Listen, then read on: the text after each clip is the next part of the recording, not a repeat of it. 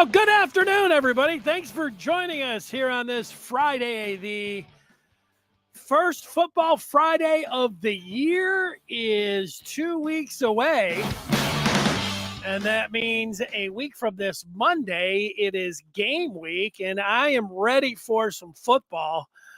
I love football. I love watching football, and when I'm not watching football, I like talking about football. And here I am. It's a good spot here on the Maize and Blue Review, Michigan.rivals.com. Great to be with you here.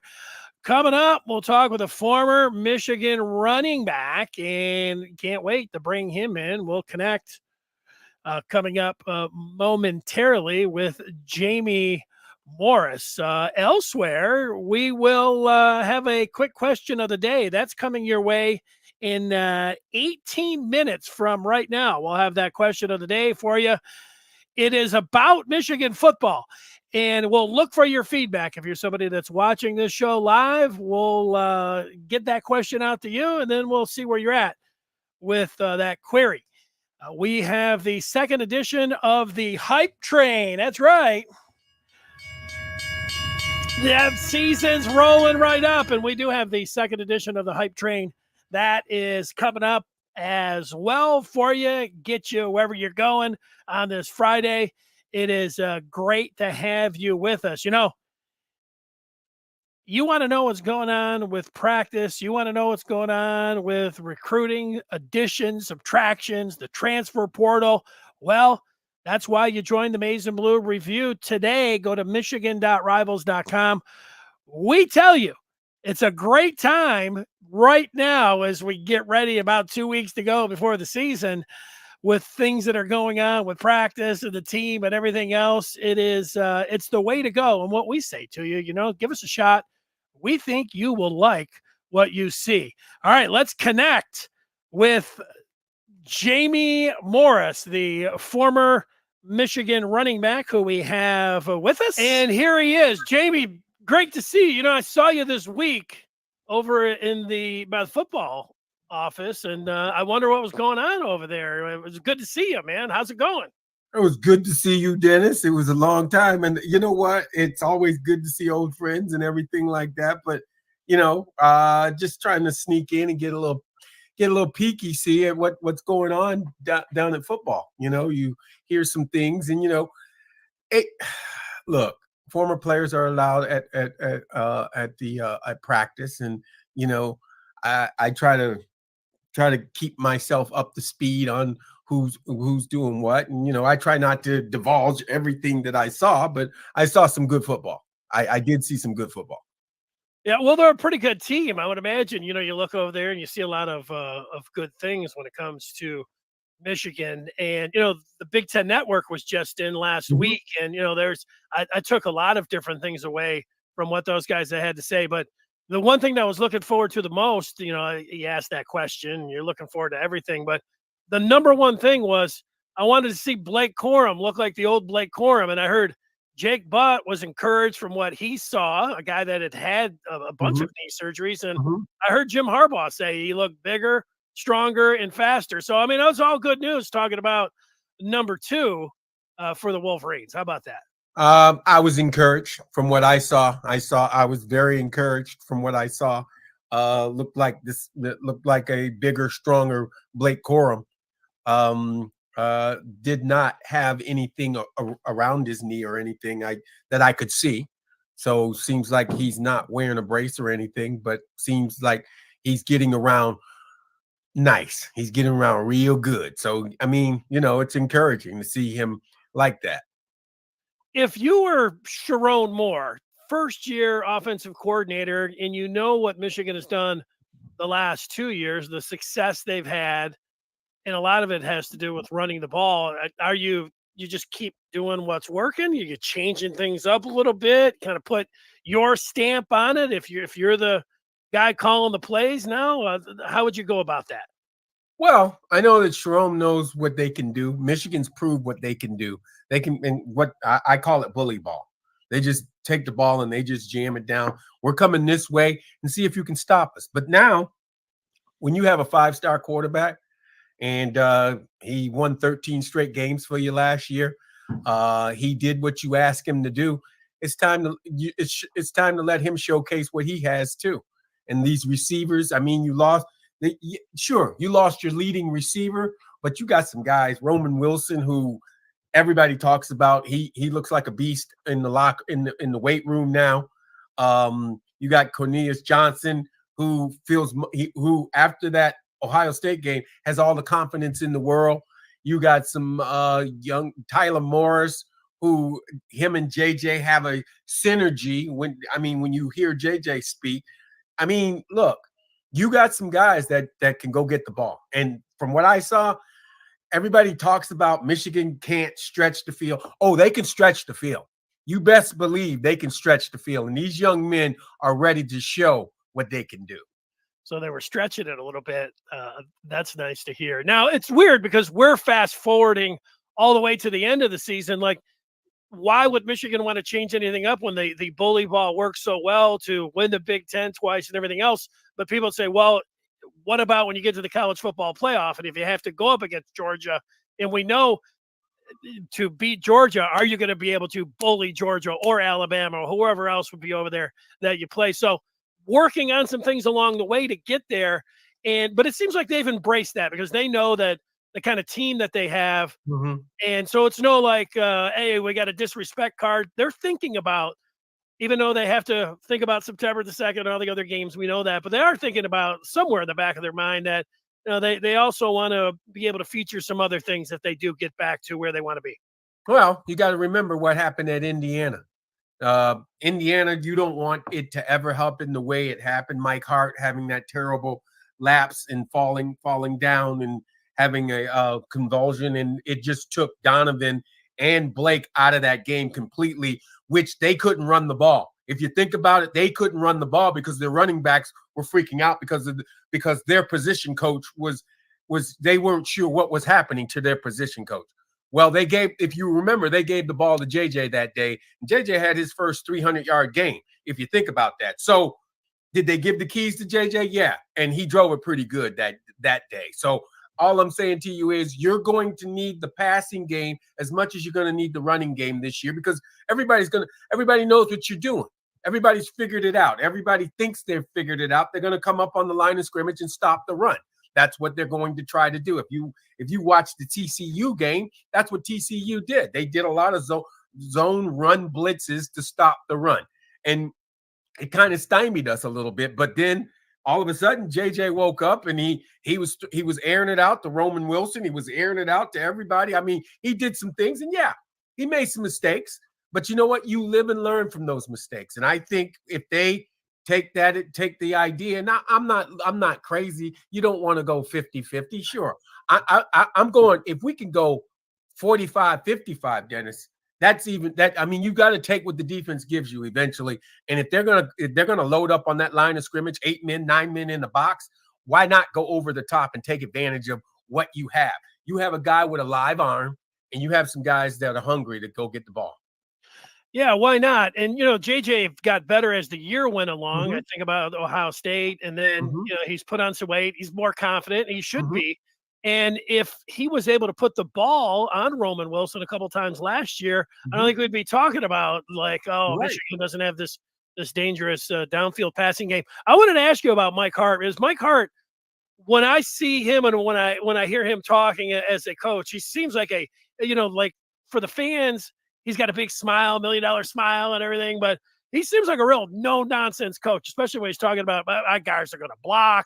They better do all these different things. And I wanted to ask you specifically about Donovan Edwards, who I think is a great back. He's even we saw that he was a great back. But Edwards said that last week that he'll be up there with Walter Payton and Barry Sanders when it's done. One of the greatest backs to ever play the game. Now, you hear that, and you might not like it if you're a Michigan fan. Say, no, I like a little bit more of modesty. But the cat's out of the bag there. Donovan said it. How do you think Mike Hart and Jim Harbaugh, Sharon Moore, how are you going to deal with Donovan Edwards, who kind of came out like Ali, saying, hey, I'm the greatest? Well, I'm just going to say this. When we were down and out and we didn't have Blake Corum to run behind, to have him run behind that offensive line. Dono came out. Dono showed that he deserves to play a lot more. Dono showed he went to the biggest game of the season and delivered. So I'm just going to say this. Look, I told myself I was the best running back in the country many a times. I may not have said it to general public and let them know, but you always tell yourself you're the best. You always want everybody, you want to have that confidence. You need to have that confidence. And you got the biggest offensive line, the best offensive line in the country. Come on. If Dono's running behind that, and look, I still think that Dono, you put them both together, have them both on the field. And I listened to what he said in his interview. He is 100% correct. Who are you gonna stop running? I mean, you can do many things, multiple things with these two backs. Now, if you don't, think about the Illinois game. Dono couldn't play because he was beat up a little bit. Okay, he didn't even play in the Illinois game, and Blake got hurt in the Illinois game. We didn't have either one in the game. We got lucky to win that game. Gash made a great catch. Jake Moody came in and did his job, but I'm just saying this is why you're looking to go 50-50, 45-55, because you're beating your players up when you're playing that kind of football. Look, it works. We know it works, but understand we have two great backs that can be the mule plowing the field. But you know what? Here's the thing. We need to have them all season long, not just for one game, 2 games. We need them for all season. And when you listen to Coach Harbaugh, you listen to Sharon Moore, they're trying to think about things. Hey, we're going to take what the defense gives us. We're going to take advantage of. We're not just going to run you over. We're going to throw over you sometimes too. So I applaud them for even talking about it. But you know what? Michigan does what they do best. You know it as well as I do. If you get in the way, they'll train you over if they have to. And you could see it at Big Ten Media Day for all those coaches. They all came out talking about how big their defensive line is, their offensive line is, and everything like that. Yeah, you better catch up. You're talking about catching up with Michigan now. I love it. Jamie Morris, just for a couple more minutes. CJ Stokes, I don't know if they got in a doghouse last year, if he was putting it on the ground in practice. We know he did in the one game, then we didn't see much of him. So people want to know about that third back, Khalil Mullings, CJ Stokes, and the 2 freshmen. You've had a chance to look at these guys a little bit. I mean, Hall was, I would say, great for a spring game, but okay, we know it was a spring game, but he was great in the spring game. Apparently Cabana, it might be as fast as Roman Wilson. So there's a lot of, in Mullings, I did hear Jim Harbaugh say, he could be there on kick returns. So, a big guy like that. So they got a loaded room. What your impressions? Anybody stand out? A couple reps that you probably were taking a look at. I'm sure you're eyeballing 23 a little bit. Well, sure. CJ looked really good. He looks healthier. He looks stronger. Let's just say you need a year. You need to get a year in under the strength coach. I think Ben has done a great job with CJ. I think CJ will now receive some hits that won't affect him now. He'll be ready now. He's got his body ready. I think Benjamin Hill is a great Benjamin Hall is a great running back. Great. He has natural instincts. When he gets under the Mike Hart plan, I think he'll be even better. Cole Cabana. Look, when that young man is running, you better go get him, because he'll leave you in the dust. And Mike's got a lot of choices to go with, and that's a good thing. Having a full room of running backs is a good thing, because you never know when you don't have enough, because that's happened to us too. People don't remember that, but it's happened to us. It happened to us last year. I mean, CJ was getting beat up against Illinois. He was getting knocked around and doing different things, and he came out the game. You had to put Gash in, and he's playing hard. They're all making play, but they made the right play. But I'm just saying, you didn't have your 2 big dogs in there, but we still were able to win the game with the backs that we have. Now we've got backs on top of backs now that are ready to play. All right, I got 2 quick ones for you. Harbaugh was there on Tuesday, and He talked about a lot of dignitaries, like yourself included, that have been coming through, and whether it's talking to the team or on the sideline watching practice. And he didn't mention who said it to him, but he said, it was a real vibe, like with this team and with what's going on. Like vibe is a subjective thing. You go in somewhere. I know sometimes, like, I go into, back in the day, not so much anymore. I go into a bar. I'm like, hey, this has got a really good vibe to it. Yeah. So I don't know, Jamie, did you feel the vibe yourself when you were over there watching these guys? I gotta be honest with you, Dennis. I'm an old school type of guy. I think nobody practiced as hard as we did when Bo was here and everything like that. But I'm gonna say this: I went to a spring practice also, just one spring practice. I came away so impressed. I thought they worked as hard as us, if not harder than us, the way they conducted themselves. And you got music blasting, you got all kinds of stuff going on. And the way they practiced, it was incredible. Same thing. And I still say the same thing. The practice that I went to, I attended, I saw some great players demonstrating concentration, always working hard. They tried to stay off the ground, keep the players up off the ground, not trying to tackle or anything, but a good thud. Give each other a good thud, and then keep running. Don't touch the quarterbacks. But you know what? It was a good practice. It turned out to be a wonderful practice, and they got after one another. So you got to be.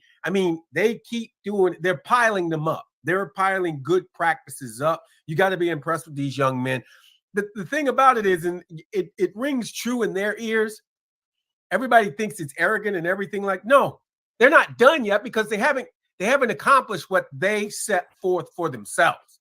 And that's what you got to believe. They're doing this. It's every man doing his job, and they love one another. That's what you want. When we talk about culture, that right there is the culture that we're talking about.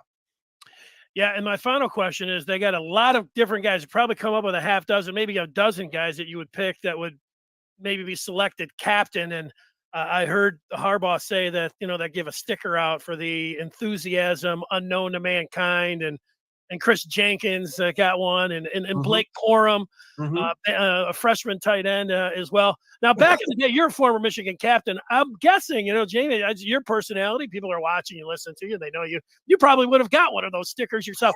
Who else in your era, besides yourself, do you think would have got an enthusiasm unknown to mankind sticker? The coach himself, Jim Harbaugh, would have got one without a doubt, because he was always trying to fire us up. I think when you think offensive lineman, you want to think John Vitale, Bob Tabachino, Clay Miller, tight end Eric Caddis. Jeff Brown, Derek Walker. Guys like that. Those are the guys. Jumbo Elliott. He's a quiet assassin. He just went out there just pancaked everybody.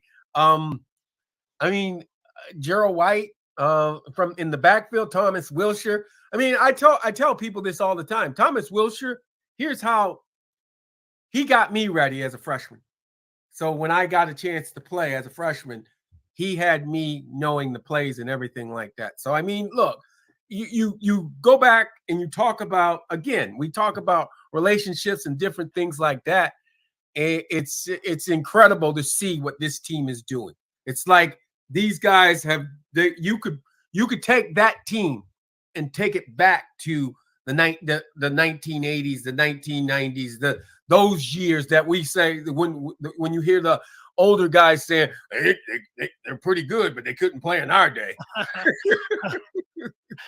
Yeah, I think that, they play a lot like you guys did back from 84 through 87. Jamie, great enthusiasm as always, continued success. It's always great being able to talk with you. It was great to see you this week, and right around the corner of the season. Thanks for your time. No problem, Dennis. Good time, and look forward to a great season. And hey, tune in to Dennis. He knows his stuff. Y'all better listen to him. Oh, wow. Thanks, Jamie. We'll talk to you soon. There he is, Jamie Morris. I click over to the other screen there. Yeah, I wanted to tell everyone, there he is down in the horseshoe, scoring a touchdown back in the day. You score a touchdown if you're in and around Holly Farmers Market coming up this Sunday, if you stop by Reno's Hot Dog Stand and Catering. That is pay dirt. Look for the guys there. Holly Farmers Market this Sunday, Reno's Hot Dog Stand and Catering. Tell them that Good Afternoon Michigan Football sent you. All right, that's the way it's done. Thanks to Jamie. Jamie, fire you up. You talk to him. You know he's enthusiastic about the team, and then talking about the team, and it makes you it gets riled up and gets you ready for football. Now, I want to ask you a simple question about who is your Wolverine. Who's your Wolverine? And that question comes to you from me. You can't pick more than one. So if you're picking like, oh, I like this guy, and it's a hard thing to do. I did this exercise myself. I said, you can only pick one guy. And because I was ready to say, Mike Sainra still is somebody when he was a wide receiver that I identified, that was my Wolverine. But, Sainra still had such a fabulous year moving over to the slot corner last year for Michigan. He's a captain. He's you listen to him talk and you love, he's a great spokesman for Michigan. Sainra still would have been an easy pick for me, but I have been on the Roman Wilson bandwagon so much that if I can only pick one Wolverine, I am going to pick Roman Wilson. So I ask you, who is your Wolverine? I also said that we would get to the hype train. Got that going. And Roman Wilson was on the hype train. You heard Jamie talking about Roman Wilson. He sounded like he was on the hype train for Roman Wilson. There he is. And now we have the hype train 2. And that is Josh Wallace, the transfer from UMass. You see the picture of him right above mine? He was talking to the media yesterday, Mr. Wallace. And if you had to ask me who was my pick to start at corner opposite of Will Johnson in game 1, I would say number 12. And that is Josh Wallace. Now, I think in game 2, you might have McBurrows. You could have, somebody else in there as well. Miles Pollard, and I said Jaden McBurrows. You could even have a Keyshawn Harris, who Jim Harbaugh talks. There's a lot of different guys in there. But I think one of those games, I would guess the opener. But if it wasn't the opener, I would say game 2 against UNLV. And I say, okay, hey. But that gets you on the hype train if you're Josh Wallace. I was impressed, standing there about 10 feet away from Wallace, and he's got the confidence in himself and in the team, and you can just hear it, asking him the different questions about how he's fitting in. He said he was, he's got the playbook. He's 100% up to speed. He is good to go.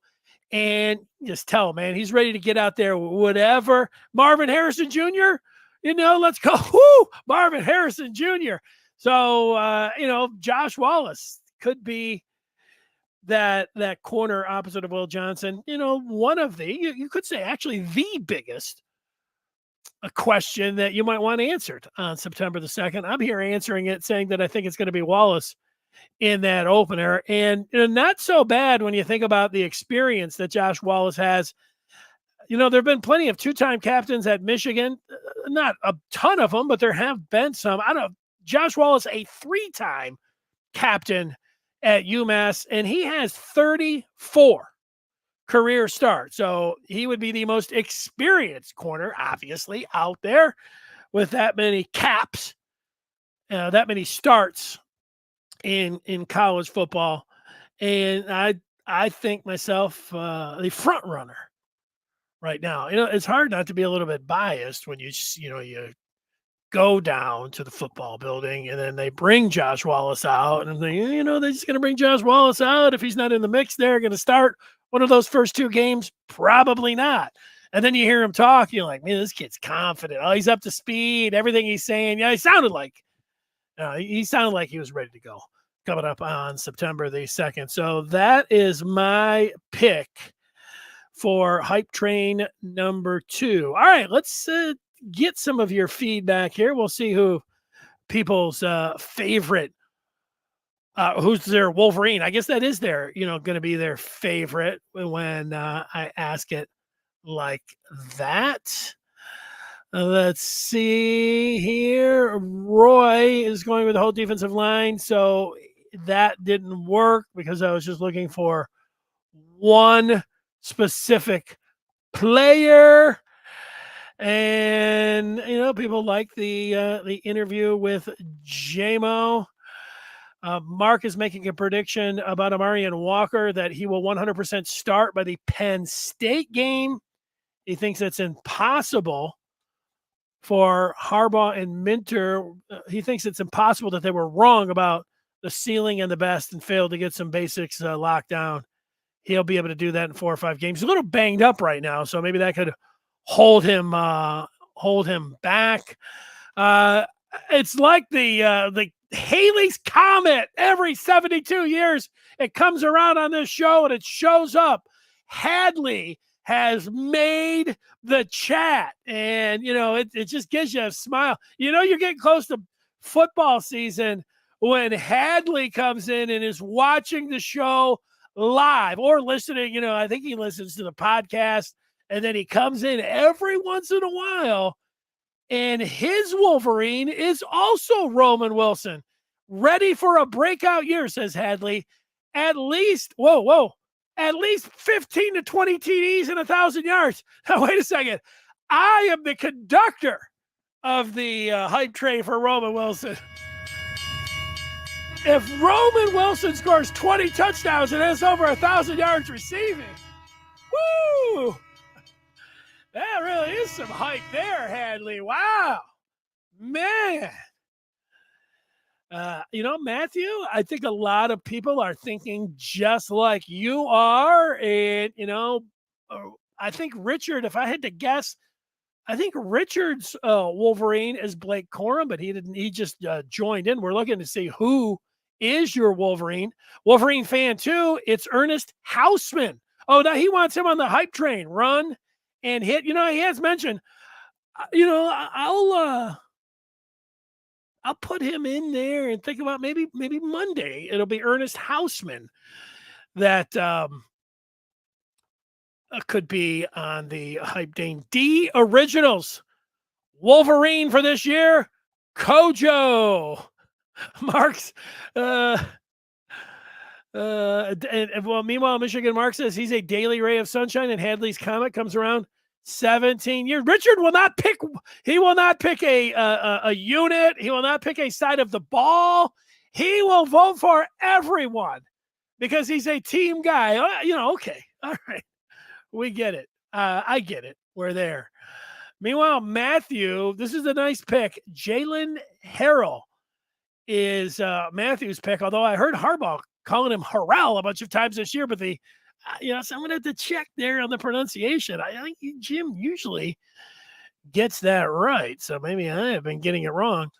Although I looked at the phonetic spelling on mgoblue.com. So I don't know. We'll see if I can clear that up later on today. But yeah, Jalen Harrell, number 32, or Harrell, call him whatever you want. But number 32 out on the field, number 1 in your heart, and number 1 on that defense. I think he's going to, I think he is underrated by Michigan fans, and he will bust out. I think if you're looking for, I do it myself. Who's going to be a player that clicks? Who's going to be a star of this team that people aren't talking about? Harrell, 32. I'm with you on that. JC is talking about Orgy. Harbaugh said Alex Orgy is going to be the best kick returner in college football. And that has gone viral for being a phenom. That's going to have a special quarterback packages this year, and has a viral video showing 60-yard bombs. People are excited about Alex Orgy.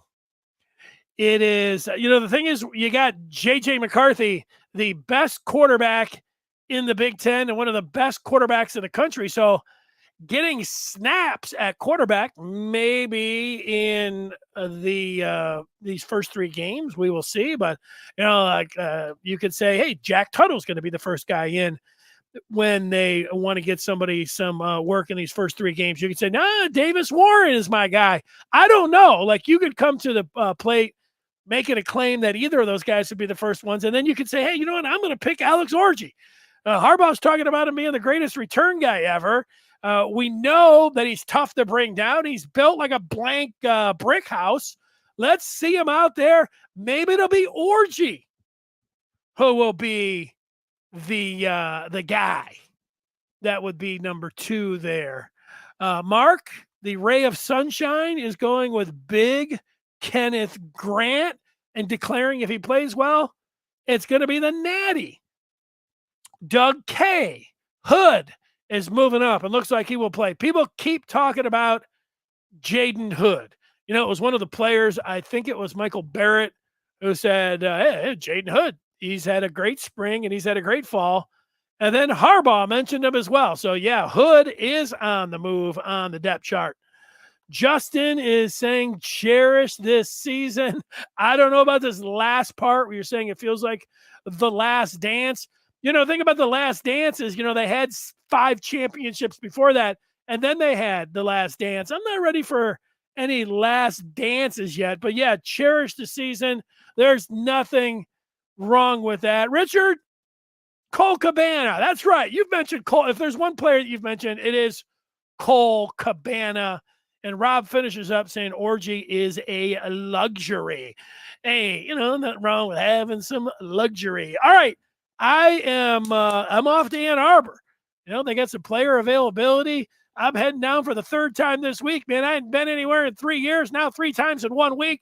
It's great to be back in the mix. It's great to be back, at these news conferences. It's great to be talking with these players. It's always fun to be on here every day with you, which we will kick off and be right back here on Monday at 1:00, ready to go.